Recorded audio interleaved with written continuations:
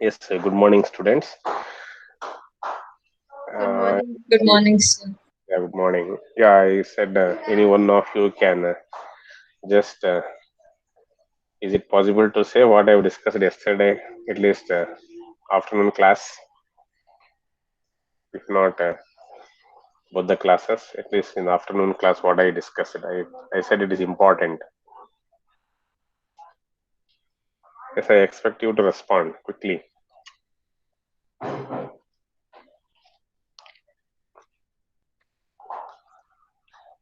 It's so difficult to respond. Nothing you could catch up what I thought. Adaptive modulation and coding, sir. We Yeah, discussed about that in the okay. block diagram. Yeah, yeah. Is it possible to just say in brief? It consists of what? That AMC block diagram. Sir, we had like whatever bits which are in queue when it is accepted. We have transmitter, channel, and receiver. Okay. Where in transmitter side we have error corrector encoder, Yeah. symbol mapper, and power control, which Oh. is controlled by AMC. And then we have for that then it goes to channel, then in Yeah. the receiver side we have demodulator, Uh, decoder, and channel estimator. The output oh, of channel estimator is given to as a feedback for yeah. AMC, sir, and the Okay. output of decoder is taken to be as bits out, like the actual for the received output. Okay. So what value the receiver will be feeding to the transmitter? Sir, can you repeat again? Yeah. What is the value the receiver is feeding information to the transmitter? The channel estimation feedback, sir. Yeah. That is it. What parameter value it will give? Whether it is. Hope you got my point. Yes, So sir. receiver is intimating transmitter. No. What value it is intimating? Sir, it is Uh, PER, sir. yeah. Packet error rate and as well as signal to interference noise ratio. Yes, sir. SI. Yes, sir. Yes, sir. Yeah, so based on the value of SINR, okay, so the AMC controller will be changing the error correction code and it will be setting the constellation size and as well as it will control the power. Okay, Okay, sir. that's fine. Yeah. Yes, sir. Oh,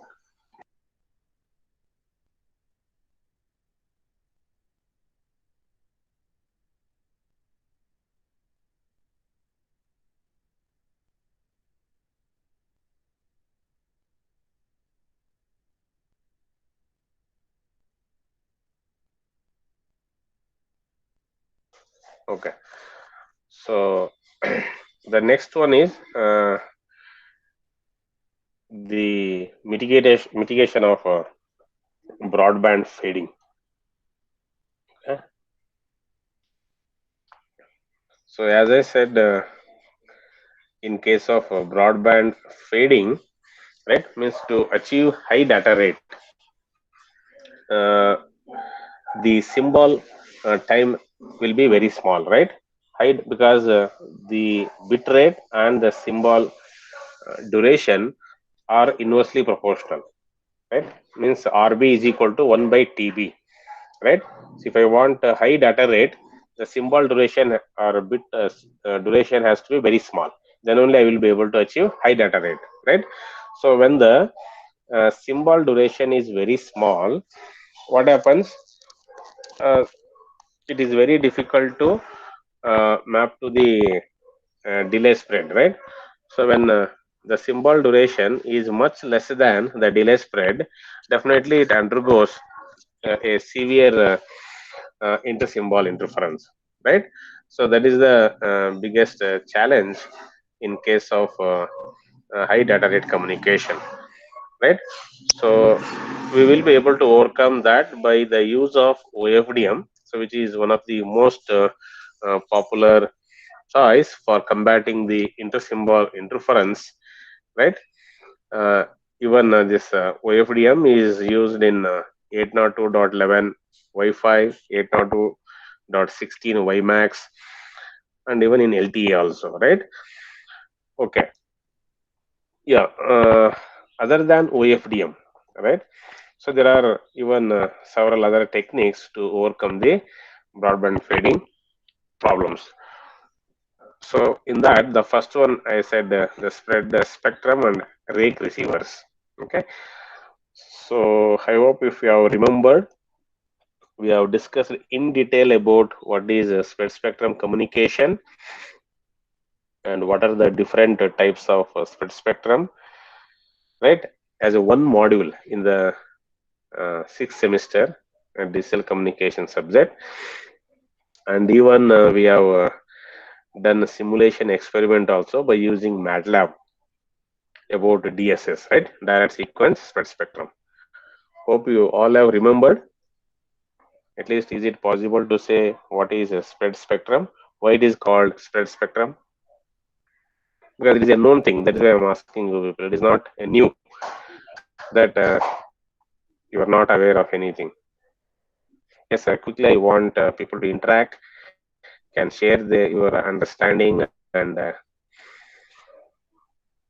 yes, quickly, because you also understand. Now I am in a PPT presentation mode. If I want to see you people, again I have to switch over. So instead of wasting time, I want you to be interactive. Yes, come on, quickly. Any one of you can just say what is spread spectrum.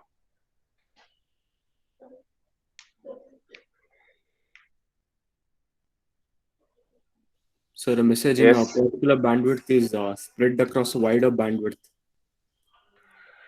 message in a particular bandwidth, or we can say the message signal will be spreaded over a wide bandwidth.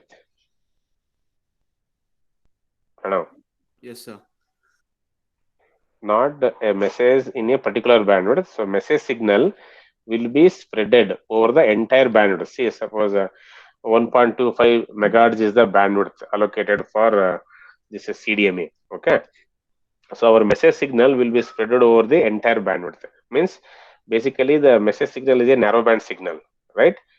Means it is a low frequency signal, right? So which is going to be spread over the wide bandwidth. Uh, how do we do that? So using pseudo noise sequence.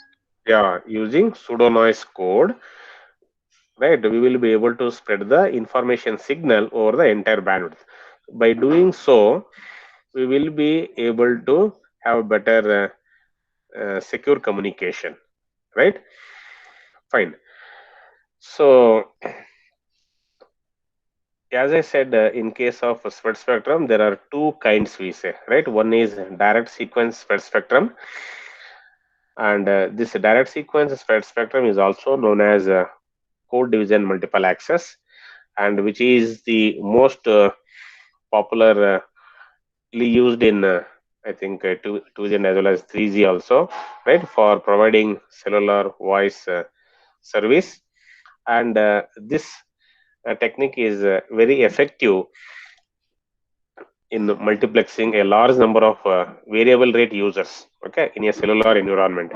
So variable rate user here is only voice, not for data, okay. Means it is possible to accommodate more number of users because the frequency reuse factor is 1 in case of CDMA. Okay, in all the cells we will be able to use the same frequency because the users are separated by a unique code that is known as the pseudocode, right? With respect to that, we say it can provide a huge capacity. Fine. So that is one thing. Another one is frequency hop spread spectrum. Okay. So in case of this frequency hop spread spectrum, typically this is used in low rate wireless local area networks like Bluetooth, and even this is also used in GSM cellular networks. Okay, because it provides because of its it is having interference averaging properties. Okay, so just I am saying what is what in brief about the spread spectrum. As I said, spread spectrum is not a natural choice for the wireless broadband networks. Okay, because here the data rate of the spread spectrum system is less than its bandwidth. Okay, I repeat once again. I said spread spectrum is not a natural choice for wireless broadband networks. Why? Because the data rate of the spread spectrum system is less than its bandwidth. Okay, so that is why even in most of the wireless local area networks in the recent ones, that is 802.11a and even 802.11g and so on, they prefer to use OFDM, okay, rather than the spread spectrum techniques. So that is the thing. Then next one is the equalization. Okay, Excuse me, sir. yeah, I can't see your slides, sir. you can't see my slide. What about others? Now I No, changed the slide.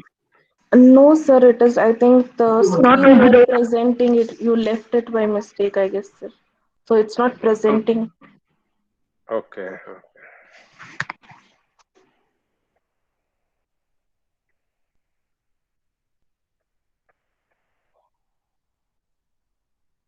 okay.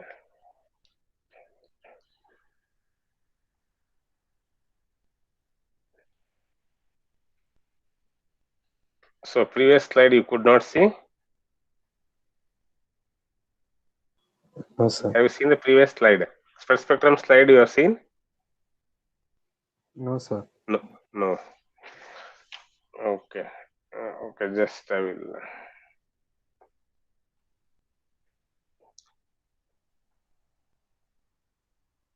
Yeah, this is what I have shared. Okay, spread spectrum. I said no, it has two types. One is a direct sequence spread spectrum. I said which is also known as code division multiple access, right? Which is used in cellular voice networks, right? And this technique is very effective at multiplexing a large number of variable rate users in the cellular environment. Right. Another technique in spread spectrum is the what? Frequency hop spread spectrum. And this frequency hop spread spectrum is used in low rate wireless local area networks like Bluetooth, and even it is used in GSM cellular networks because of its interference averaging properties, I said, right? And I said the spread spectrum is not a natural choice for the wireless broadband networks because the data rate of a spread spectrum system is less than its bandwidth. Okay, that is why because see, the data rate of the spread spectrum is less than its bandwidth, right? So this spread spectrum system had relatively low spectral efficiency, right? So because of that, most of the recent wireless local area networks, like as I said, 802.11a and 802.11g, are using the OFDM for this multipath suppression. Okay, that is the ISI. Okay, to mitigate ISI, it is they are using OFDM as the technique. Okay, so which can provide high data rate in the same bandwidth. So next one is, hope the slide has changed now.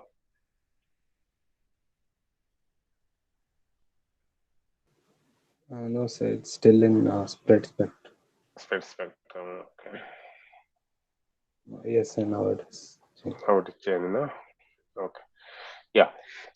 So next one is the equalization. Even we have discussed about this equalization in the digital communication subject, right? In one module, I hope. I think module 4, I feel, right? So these equalizers are the one of the most logical alternative for intersymbol interference suppression to the OFDM.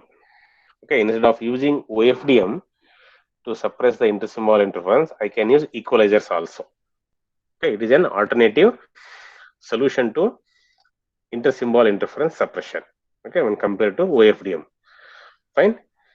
Means why equalization is an alternative solution is it don't require any antenna, additional antennas or bandwidth. Okay, what I mean to say is the complexity of equalizers will be minimum, and the equalizers are implemented at the receiver. Okay, and what the equalizer will do is it will be reversing the distortion, okay, introduced by the channel. It will reverse the distortion introduced by the channel. Fine. So hope you are remembered what we have discussed in digital communication about equalizer. Even I think we could solve some problems also. Are we able to go back to that memory and recall equalizer? I discussed about linear equalizer, non-linear equalizer also with block diagram, but here we don't have to discuss again about how equalizers works. Just I am saying equalizer is an alternative solution to the suppression of intersymbol interference. Okay, so instead of using OFDM, I can use equalizers because the equalizer does not require any additional antennas or bandwidth, and the complexity of the equalizer is moderate. Okay, I said equalizers are implemented in the receiver, right?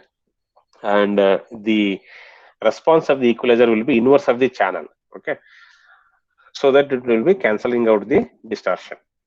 Fine. So as I said, there are two categories we make the equalizers. One is linear equalizer, another one is non-linear equalizer. So this linear equalizers, okay, are made to run the received signal through the filter. Okay, so that will model the inverse of the channel, right? So the frequency response of the equalizer will be what? Inverse of the channel, so that it will be cancelling out and will be getting a unit value, right? So as I said, it will invert the channel and also the received noise. So that is the drawback here. It is not only inverting the channel, and it is also inverting the received noise. So when it is inverting the received noise, what happens? Means it is going to enhance the noise, right? So that will severely degrade the receiver performance. So that is the main drawback of this linear equalizer, what I wanted to say. Okay, it is inverting the channel along with the received noise. So when it is inverting the received noise, as I said, it is going to enhance the noise. With that, it will be degrading the receiver performance. Okay, the advantage is it is very simple to implement, but at what cost? The performance will be very poor. Okay, the performance of this linear equalizer will be very poor in a time varying, and as well as it is very severe in ISI channel. Okay, just I said in brief what equalizer is, right? Similar to that, non-equalizers, the second category. So here, how does it minimizes the intersymbol interference? That we need to understand, right? So what it will do here is it uses the previous symbol decisions, okay, made by the receiver to cancel out their subsequent interference. Okay, in case of non-linear equalizer, what it will do? It uses the previous symbol decisions made by the receiver to cancel out their subsequent interference. Because of that, it is known as decision feedback equalizers. That is DFE, we say, right? Because it uses the previous symbol decision, right? That is made by the receiver to cancel out the subsequent interference. That is why it is called decision feedback equalizer. In short, we say DFE. The problem with nonlinear equalizer is if any error is if by mistake, okay, if the receiver makes any wrong decision with the previous bit, then it will be continue to do that mistake, right? That is why we call it as there will be error propagation. Okay, I repeat once again. The problem with nonlinear equalizer is because it is making a decision with the previous symbol, right? So there is a common to make mistakes about what the prior symbols were made, right? Especially at low signal to interference noise ratio. So that leads to error propagation. Okay. So that is an issue. Though the performance of the nonlinear equalizer is slightly better than linear equalizer, right? Because but at the cost of what? Increased computational complexity. Okay, so computational complexity of nonlinear equalizer is more when compared to linear equalizer. So these are the two broadly comes under equalization. Then the third one is we say the maximum likelihood sequence detection. Okay, I hope I don't know how many of you remember maximum likelihood detector, which we have discussed, right? So here, the maximum likelihood sequence detection is one of the optimum method to suppress the intersymbol interference. Okay, it is an optimum method of suppressing the intersymbol interference, but here the complexity increases. Okay, or scales, what we can say, to this value, that is O into m to the power of V. What is m? M is the constellation size and V is the channel delay. Okay, I said maximum likelihood sequence detection is another method for suppressing the intersymbol interference, and it is the optimum method. But the complexity scales to this factor O of m to the power of V. I said m is the constellation size and V is the channel delay. So it is impractical to implement this maximum likelihood sequence detection on the channels with a relatively long delay spread or at the high data rates.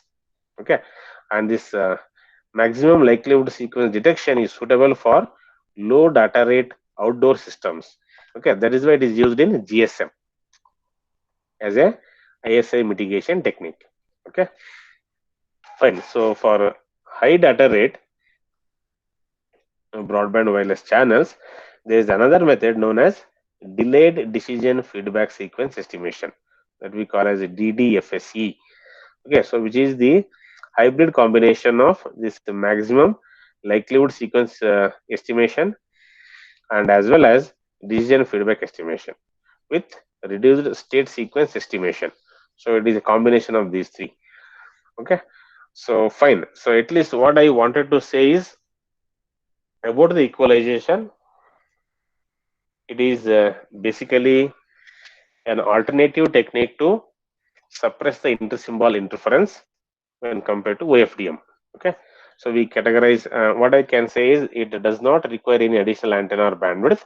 So with respect to that, its complexity is moderate. Equalizer complexity is moderate, and these equalizers are implemented in the receiver, right? So what it will do is it will try to reverse the distortion, right, which is introduced by the channel. Hope you're understanding what I'm saying. Equalizer will be attempting to reverse the distortion introduced by the channel. Right? I said that there are two types of equalizers. One is linear equalizer, another is non-linear equalizer. I said in linear equalizer, the received signal will be run through the filter that will model the inverse of the channel, right? So what the problem here is, it is not only inverting the channel and it also inverts the received noise. Because of this, there will be enhancement in the noise, right? So that will severely degrade the receiver performance. That is the drawback. But advantage is it is very simple to implement. But the performance of this linear equalizer is very poor in a time varying channels. Okay. And as I said about the non-linear equalizer, right here, how does it mitigate or suppress the intersymbol interference? Here it uses the previous symbol decision, right, which is made by the receiver to cancel out the subsequent interference. Okay. So because of that, it is known as decision feedback equalizers. Okay.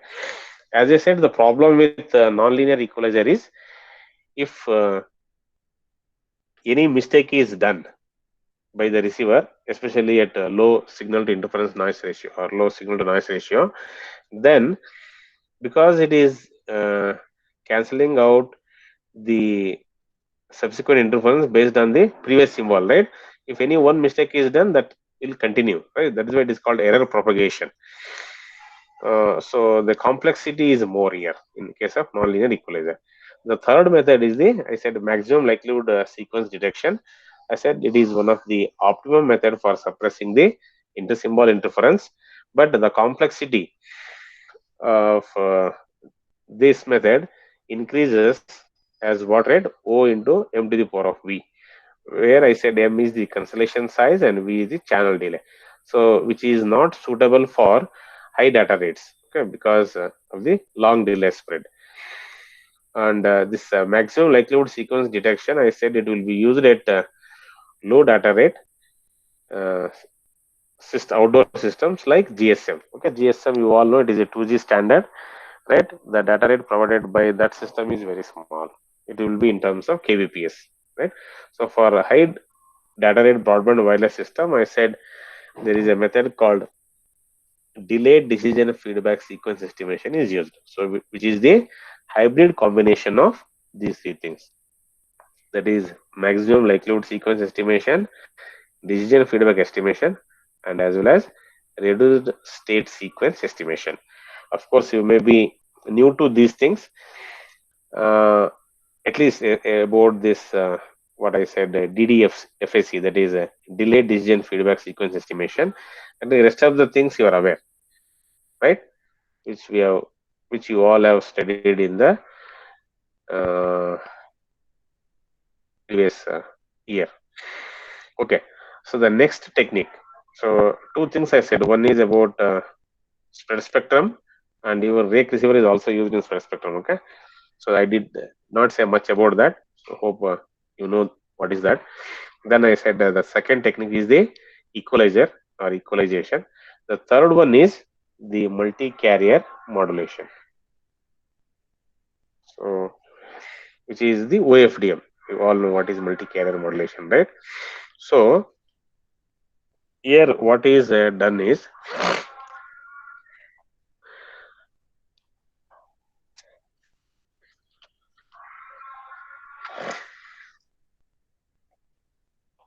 sorry.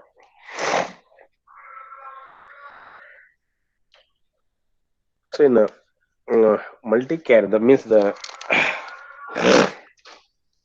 what I wanted to say here is the philosophy of the multi-carrier modulation is that rather than fighting the time dispersive intersymbol interference channel, why not utilize its diversity is the question.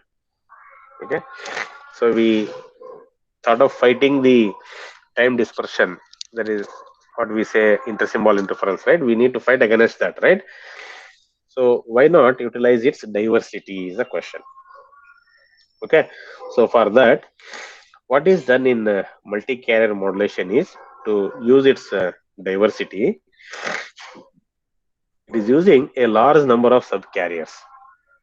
Okay, large number of subcarriers are used. The subcarriers are represented by L, okay, which are used in parallel. I hope so. This diagram is slightly already explained when I was telling about OFDM in the uh, first few classes, right?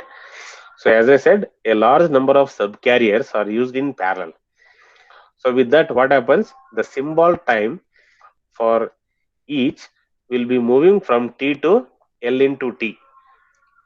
Hope you are understanding what I am saying.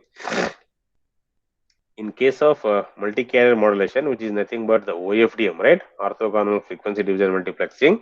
What do? We use a large number of subcarriers and which are used in parallel. Okay. Because of that, the symbol time for each goes from T to L into T. Okay. So here I have given an example. I will come to that with respect to this definition. So rather than sending a single signal with data rate R and bandwidth B, we are sending L signals at the same time, and each signal is having a bandwidth of B by L and a data rate of R by L. Hope you got this point. Instead of sending a single signal with data rate R, here it is a rate R BPS or bits per second. Okay, instead of sending a single signal with data rate R and a bandwidth B, I am sending L signals at the same time, right? And those L signals are having a bandwidth of what? B by L and a data rate of R by L. So that is what is shown here. So input signal is having a data rate of R bits per second. I am converting that serial data into parallel one by using serial to parallel converter. Then what I do? So here when I do that serial to parallel conversion, its data rate becomes what? R by L bits per second. Then I do the modulation. Means I multiply each of the data rate by a different subcarrier. So cos 2 pi FCT, right, is one subcarrier, this is another subcarrier, like that up to L minus 1 subcarriers I'm using it here. Then sum up, you'll get the OFDM signal. Okay, so that is the basic idea of multi-carrier transmitter. Hope you understood what I said. Instead of sending a single signal with a data rate R and bandwidth B, right, send L signals at the same time, and each signal is having a bandwidth of B by L and a data rate of R by L bits per second. Okay, that is what is shown here.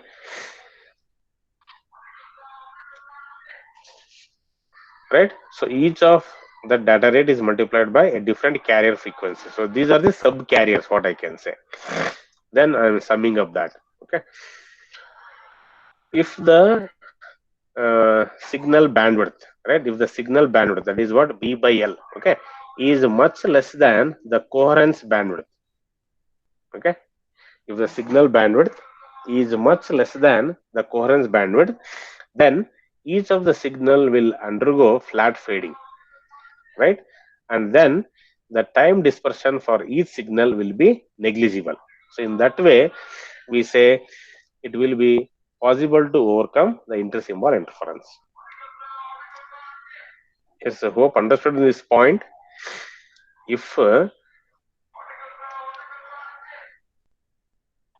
what is this one? B by L is the bandwidth of the signal, right? Bandwidth of the OFDM modulated signal. If that is much less than the coherence bandwidth, then each signal will undergo flat fading. Then the time dispersion for each of the signal becomes negligible, right? So as long as I have a large number of subcarriers, right, then the condition of this B by L should be much less than coherence bandwidth. Now that will be met. If I have large number of subcarriers, it is possible to meet this criteria. So this is the basic idea of orthogonal frequency division multiplexing, which is very much used in LTE for providing high data rate and as well as for mitigating the inter-symbol interference. Okay, I hope I have conveyed what I wanted to convey with even, I think you can see this diagram. It is given in a very simple manner. I said that serial data, which is high data rate, I can say, right? That is R bits per second. What I am doing, I am converting the serial data into parallel one, right? So now here what I am doing, I am making the data rate what R by L bits per second, where L is the number of subcarriers, right? And then I do the multiplication by each of the subcarrier. So this is a different subcarriers, right?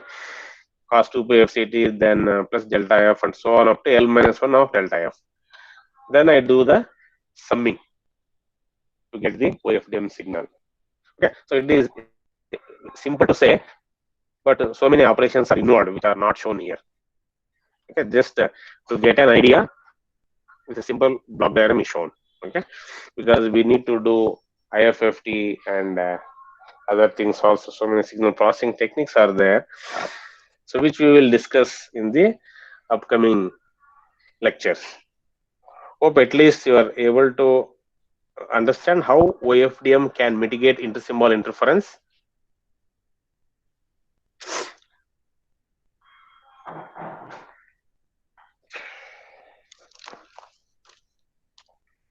Yes, no response. I don't know how many of you are with me.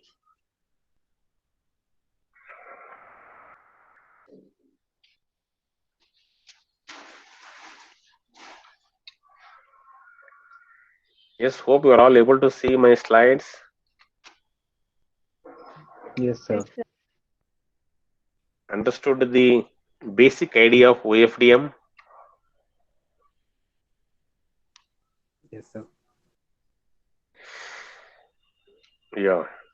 So because I already thought about this in a different with a different block diagram, right? So here I wanted to convey once again how it is possible to suppress the intersymbol interference, right? Hope the thing is clear. As I said, instead of sending a single signal having a data rate of R bits per second, right, and a bandwidth B, what we are doing here, we are sending L signals at the same time, and each signal will be having a bandwidth of how much? B by L, and a data rate of R by L, R by L bits per second. Okay.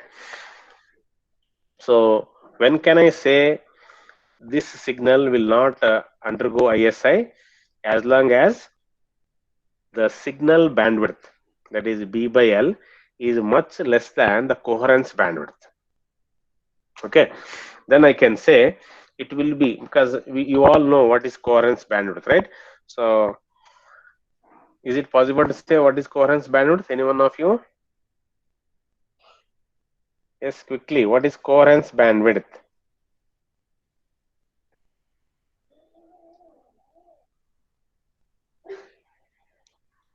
Yes, quickly.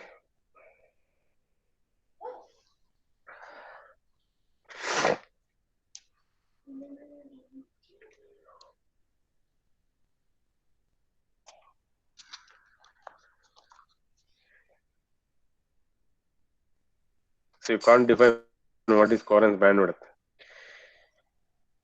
Yes, Gautam.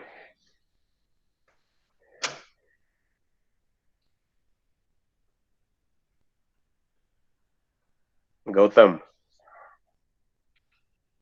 What about Ritika? I think they are not there. Yes, Ritika. So happily they are with their work, I think. Hmm? So this is what the outcome of online class, what I feel. I try to be interactive, even after simplifying the concepts. Still, people hesitate to respond. Yeah, yes, some Nuvya is unmuted. Yes, want to say something, Nuvya? Sir, the channel gain will be high, sir, in coherence bandwidth. Coherence bandwidth channel gain will be high. No, I'm asking what is coherence bandwidth?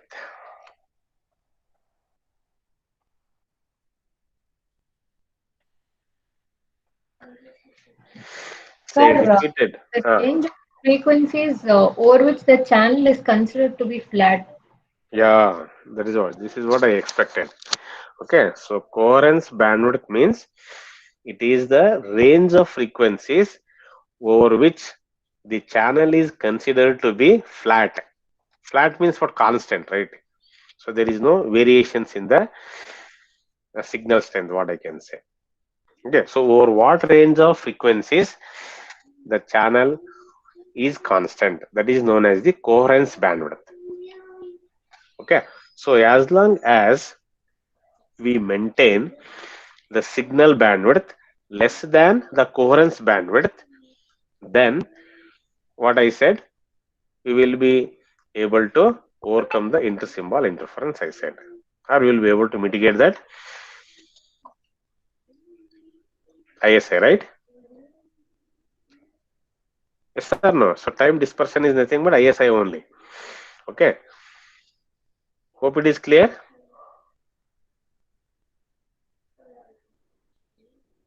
Yes, sir. Yes, I'm asking. Hope it is clear. Yes, what others are doing? When I call the names, people are not responding. Why? I said Ritika did not respond. I said Gautam did not respond. Huh? So they are not actively participating. See, once you neglect, then it is very difficult for you all to gain the knowledge.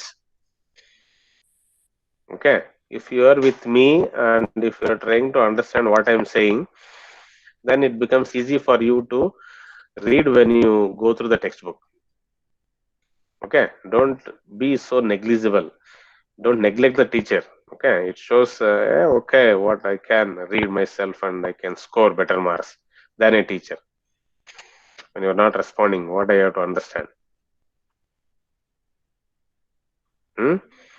See, those who are active, they are unmuting and they are able to participate. So when I am calling, they are not responding means they are not here. Just for the sake of presence, they have logged in. That's all. Otherwise, why they will not speak? Right? I will not consider your presence today. Whoever names I called, no, they have not responded. Right? I will not consider their names. I will make absent.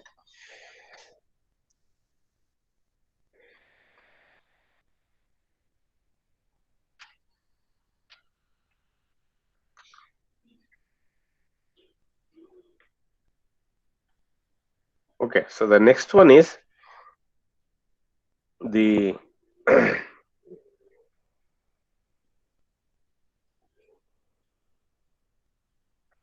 single carrier modulation with the frequency domain equalization. Okay, SCFDE. Okay, so why do we go for this single carrier with the frequency domain equalization? So far, we have discussed S instead of sending one signal, if we send L signals, right, with so and so bandwidth, then we will be able to mitigate that time dispersion or intersymbol interference. So then, what is the difficulty in OFDM? Yes, sir. When we are having some advantage, definitely there will be some drawback also. Okay. The main drawback of this orthogonal frequency division multiplexing approach to intersymbol interference suppression is, here what happens, the transmit signal has a high peak to average power ratio, or just we say peak to average ratio also, and that peak to average ratio is also known as peak to average power ratio. Okay, when compared to the single carrier signal. I repeat once again, in case of OFDM, the transmit signal has a high peak to average ratio relative to a single carrier signal. So what is this peak to average ratio? I said this peak to average ratio is also known as peak to average power ratio. Okay, PAPR. It is also known as PAPR. So what is this is, means what is this peak to average power ratio is, what happens in case of OFDM is, uh, in a time domain, this multi-carrier signal, okay, the multi-carrier signal is nothing but an OFDM signal, right, is the what, sum of many narrowband signals, right. So I have shown how that serial data, which is high data rate signal, will be made into low data rate signal, right, and then it is modulated by different carriers, right. So I said in time domain, this multi-carrier signal is what, the sum of many narrowband signals, right. So at some times this sum is large, okay, at other times and that sum is small. Okay, I repeat once again, at some times the sum is large and some other times that sum is small, which means that the peak value of the signal is substantially larger than the average value. Okay, the peak value of the signal is substantially larger than the average value. Okay, so that is why this problem is known as the peak to average ratio or peak to average power ratio. Okay, so it is one of the most important implementation challenge that is faced in the OFDM. Okay, so what happens because of this high peak to average ratio? So this peak uh, because of this high peak to average ratio or peak to average power ratio reduces the efficiency, and also it increases the cost of the RF power amplifier. Okay, because of the high peak to average ratio, I said it reduces the efficiency, and also it increases the cost of the RF power amplifier. So the RF power amplifier cost, okay, means if the cost of the RF power amplifier goes high, so that is one of the most expensive component in the radio, right? Fine. So the aim is to reduce the cost of the power amplifier. So because uh, the cost has to be reduced, right? So then how do we overcome this problem? Okay, is there any solution to this? Yes, there is a solution. Okay. Yes, hope I understood my explanation about the peak to average ratio or peak to average power ratio. How many of you could understand what I said? Yes, quickly people should respond. I said with respect to the previous slide, what I said here. See, this RBPS means this is a high data rate signal. Okay, this high data rate signal will be converted into low data rate signal. That is R by L I am doing, right? So it is a narrowband signal. It becomes, it is a low data rate signal. Then I do modulation by using different subcarriers. Then after that I will be adding that, right? So that summation, what I said in case of OFDM, right? When that is in case of time domain, this multi-carrier signal is what? The sum of these narrowband signals, right? So I said that sometimes that sum will be large, okay, and at sometimes the sum will be small. Okay, means what it means, I am saying sometimes that multiplexer signal, okay, or the narrowband signal, the sum of the narrowband signal will be large, I am saying, and at sometimes that the sum of the narrowband signal will be small. So which means that the peak value of the signal, okay, is substantially larger than the average value. Okay, so I hope you all understand what is average value, right? It is a DC value I can take, right?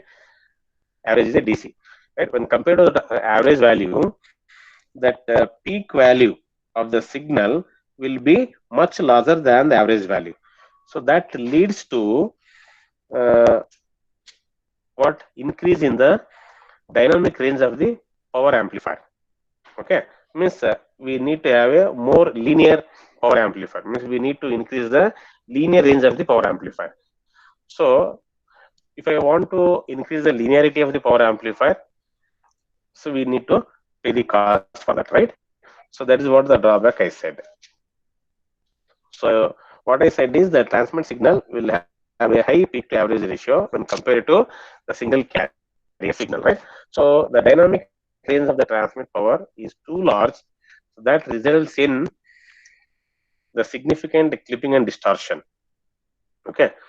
Another way, what I can say, it demands the requirement of highly linear power amplifier. I said which is expensive also, and it is inefficient also to use a highly linear power amplifier. Okay, as the linearity of the power amplifier increases, the gain will reduce. That way, we say it is inefficient. Okay, hope at least you people could visualize what is that peak to average ratio. Yes, my dear students. Yes, sir. I said the peak to average ratio is what? The sum of the narrowband signal, right, in time domain of that multi-carrier modulation, right, will be large at some time and it will be small at some other time. Okay. So here what happens? The peak value will be the peak value of the waveform signal will be much larger than the average value. That is why it is called peak to average ratio. Okay, the peak value of the signal is larger than the average value. So that leads to what I said. It needs uh, the more dynamic range of the power amplifier, right? Otherwise, the signal will be clipping or it will be distorted. I will give the example with waveforms. Then I think we will be able to understand that what is peak to average ratio. I will come back to that discussion. I think it will be there in the next upcoming lectures. Okay. So as of now, at least you should be able to visualize this much. Okay. So multi-carrier modulation is what I am converting the high data rate signal into a low data rate signal, right? By doing that serial to parallel conversion, right? R BPS signal will be converted into what? R by L BPS signal. Then I do the modulation. Then the sum of that signal will be a OFDM signal, right? I said uh, sometimes its peak value will be that some signal will be large and sometimes it's some signal will be small, right? What I said is the peak value will be higher than the average value. So that leads to the requirement of uh, what? Linear power amplifier, right? Highly linear power amplifier, right? Otherwise, what happens? It will be there will be a clipping or distortion in the signal, right? So usage of or using highly linear power amplifier is very expensive and it is also inefficient because I said the gain of the power amplifier decreases as its linearity increases. Okay. Okay. So to overcome that problem, I said, is there a way to effectively do this OFDM without generating the high peak to average ratio? So, is there any way with which I can generate OFDM signal, right, without generating high peak to average ratio? The answer is yes, what I can say. So, what is that? How do I do that? I can do that by using a cyclic prefix. Okay. So I can transmit a single carrier signal with a cyclic prefix. That signal will have a low peak to average ratio. Okay. I will come to that. What is a cyclic prefix when I am explaining with respect to the OFDM in the, I think, next slide, it will come. To just give an idea. So we get a sequence, right? So tail bits will be again added back at the front as a preamble. Okay. So with that, we will be able to overcome that intersymbol interference. Okay. So that is how it happens. I will give an example. As of now, I said yes, it is possible to have a solution to use this OFDM without generating the high peak to average ratio. So how we do that? We can transmit a single carrier signal with a cyclic prefix, which is having a low peak to average ratio. And then we'll do the further processing. What is the further processing? I said we need to do FFT, that is a fast Fourier transform. Why do we do this fast Fourier transform? We need to move the signal into the frequency domain, and then we use the equalizer. Okay, one tap frequency equalizers, and again we do IFFT, means again we would like to get back the signal into the time domain for decoding and detection. So which is done at the receiver side. Okay. So these are the different signal processings happening in the uh, transceiver operations. So we use FFT and as well as IFFT along with the equalizers, right? So by doing so, means by transmitting a single carrier signal with the cyclic prefix, I said we will be able to overcome that peak to average power ratio problem, right? Okay. So by doing so, I said that become an advantage, right? We could overcome that problem. And another advantage of doing so is, uh, especially if this is applicable for uplink communication. Okay, so the operation of this FFT and IFFT will be moved to the base station. Okay, means what I mean to say is the user equipment will not be having these FFT and IFFT operations. But in case of LTE, because it uses multiple uplink users will share the same frequency channel, right, at the same time, so that your user equipment still has to perform this FFT and IFFT operations. Okay, but for some other applications, okay, we can eliminate the use of IFFT and FFT in case of if I use a single carrier frequency domain equalization technique. Okay, but not in case of LTE, that too for user equipment. As I said, in case of LTE, the multiple uplink users will be sharing the frequency channel at the same time. So because of that, the user equipment is required to perform the FFT and IFFT operations. Okay, so this approach in LTE, what we do is known as the single carrier frequency division multiple access. So we say it is SCFDMA. Okay, so again with the block diagram we will be discussing about this SCFDMA. Then you will be able to understand clearly, okay, how we are going to eliminate this high peak to average ratio or the usage of highly linear power amplifier by introducing this cyclic prefix. Okay, and how we can overcome that problems and all we will be discussing in the upcoming slides. Okay, so with this I can say as per your syllabus. Okay, so the module 1 topic I completed.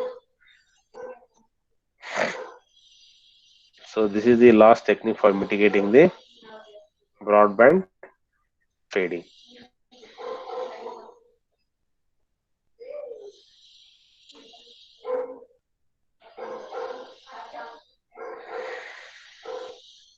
So let me take the attendance. Let me see now how many will respond.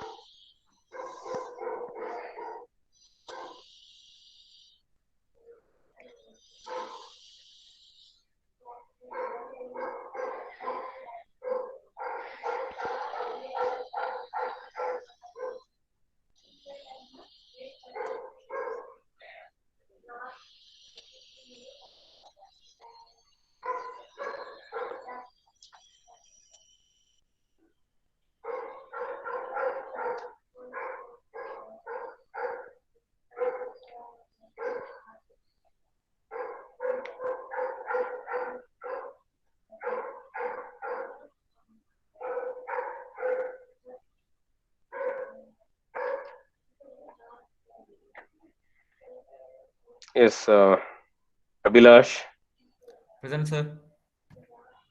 Aditya, Yes, sir. Aditya Patel, Aishwarya, Yes, sir. Akshata, Present, sir. Aman Sharma, Present, sir. Anup Ganesh, Saujanya, Chaitra, Chandan,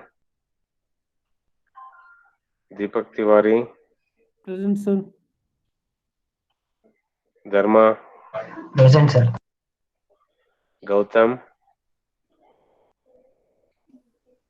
Kavya, Present, sir. Keshav, Yes, sir.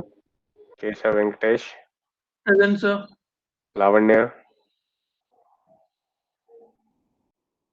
Madhura, Present, sir. Present, sir. ಯಾರು ಯಾರು ಲಾವಣ್ಯನಾ? ಲಾವಣ್ಯ ಏನ್ represent ಅಂತ ಹೇಳಿದ್ದು? ಹಾ sir. ಏನ್ ಮಾತಾಡೋದೇ ಅಲ್ವಲ್ರಿ? Yes, sir. S ಮೇಘನಾ, Sir. Present, sir. ಮೈಲಾರಂ,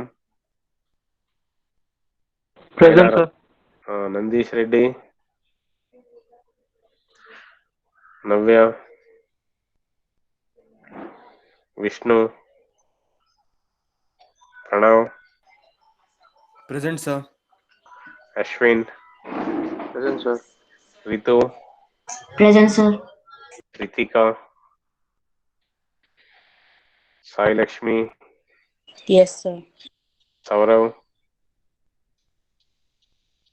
Shreyas, Present, sir. Siri, Present, sir.